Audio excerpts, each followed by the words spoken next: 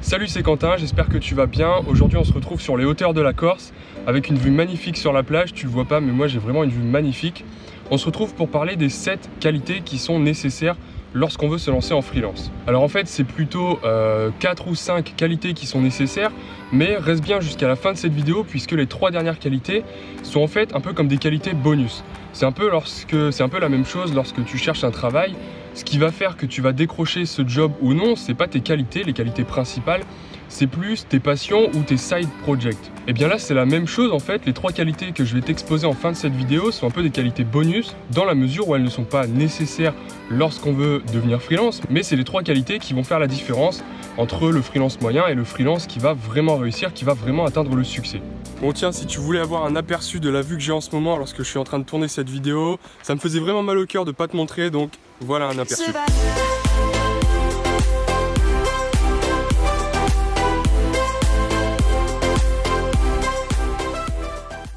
Alors la première qualité, c'est tout d'abord bien sûr maîtriser ces outils et avoir les compétences techniques minimales. Alors les compétences techniques évidemment c'est vraiment ce qu'il y a de nécessaire et bien sûr il faut maîtriser ces outils, connaître au mieux le langage que tu utilises et connaître au mieux ton IDE en fait. Mais t'es pas obligé de tout savoir. Alors comme je le dis souvent, nous les développeurs on n'est pas des dictionnaires humains. C'est-à-dire qu'on va pas devoir apprendre comment fonctionne par cœur notre IDE, on va pas devoir apprendre le langage par cœur. Et c'est ça le problème en fait, c'est qu'on pense toujours qu'il faut être le meilleur, qu'il faut vraiment connaître par cœur son IDE, etc.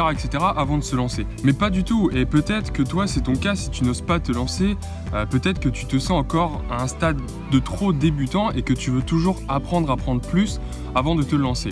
Mais le plus important en fait c'est surtout de savoir ce que tu es capable de faire et non pas ce que tu sais faire. Parce qu'il y a de très grandes chances pour que ton premier client te demande quelque chose que tu n'es pas encore capable de faire. Et à partir du moment où tu sais, avec les outils que tu as, avec ton IDE, avec ton langage et tout simplement avec l'environnement dans lequel tu travailles, à partir du moment où tu sais ce dont tu es capable, eh bien tu pourras tout simplement accepter ou non l'offre de ce client et après tu vas faire les recherches nécessaires pour que la compétence que ton client te demande passe d'un stade flou dans ta tête à quelque chose que tu sais faire. Et la deuxième des qualités, elle est justement liée à ça. La deuxième qualité, selon moi, c'est être vraiment passionné. Et quand je dis passionné, c'est pas juste aimer comme ça, faire du code, aimer programmer et se dire bah tiens, je vais devenir freelance.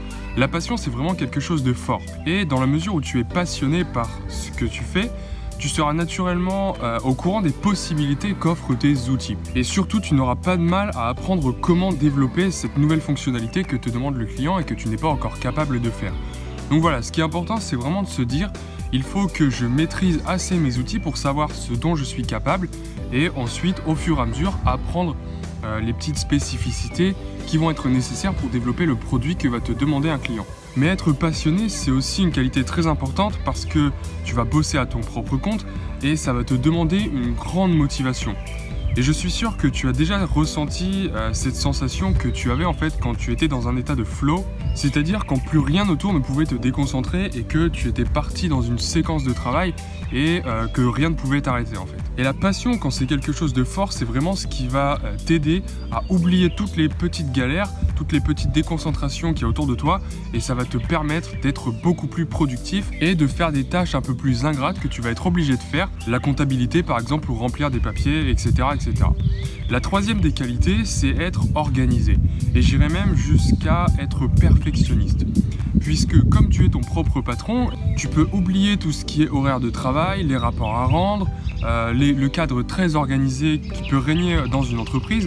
Et donc tu vas devoir toi-même recréer cet environnement où règnent plusieurs règles et qui va te permettre justement, qui va permettre le bon fonctionnement de ton entreprise. Sauf qu'ici tu es le seul dans l'entreprise et donc tu vas devoir te fixer à toi-même des règles. Donc tu vas devoir gérer plusieurs clients, plusieurs projets et surtout tu vas devoir jongler entre différentes tâches de nature complètement différente.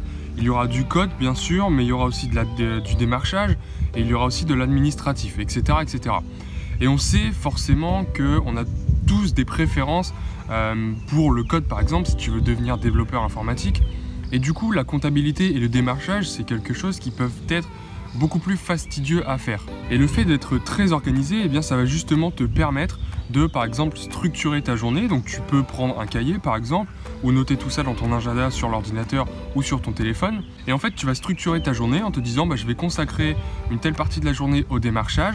Ce soir, après ma journée de code, je vais effectuer tout ce qui est papier.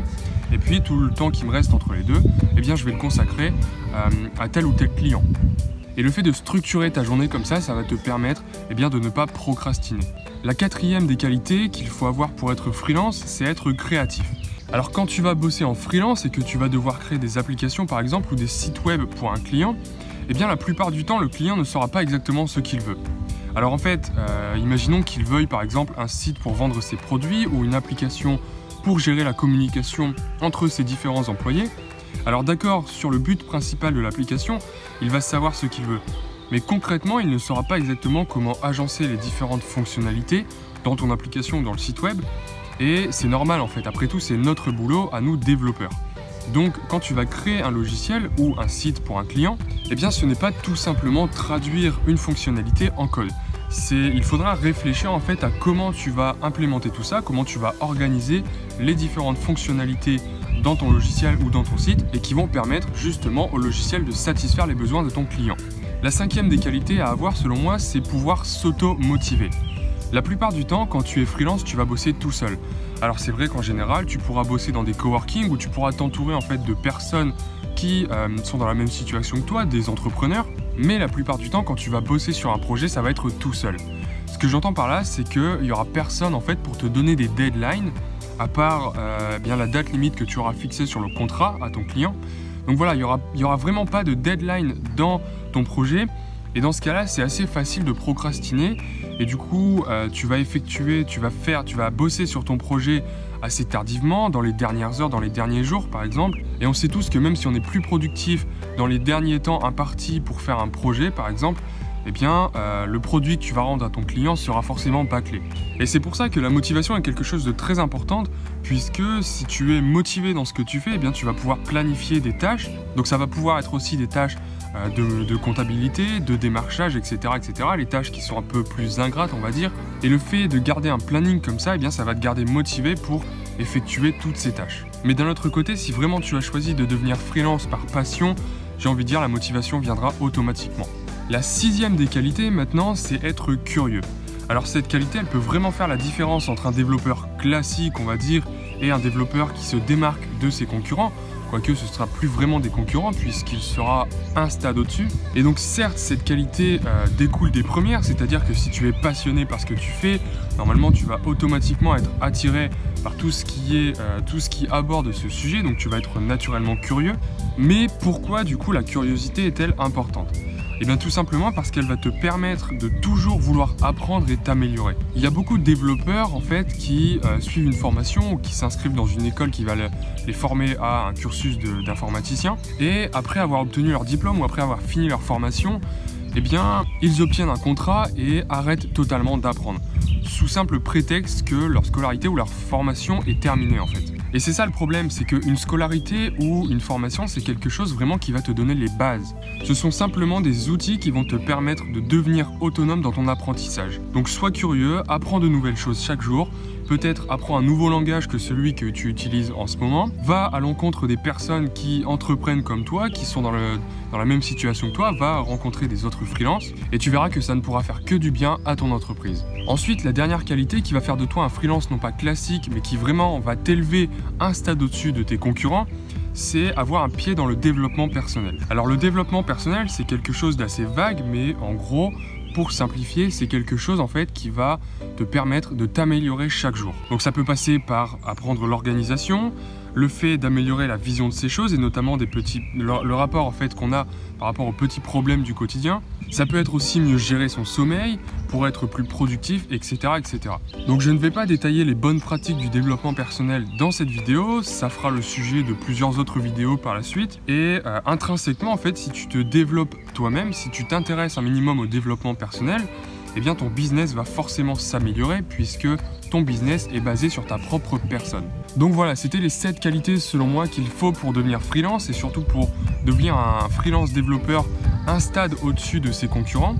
Je Je te rappelle qu'en ce moment, je suis en train de créer une formation complète pour devenir justement freelance iOS, développeur iOS.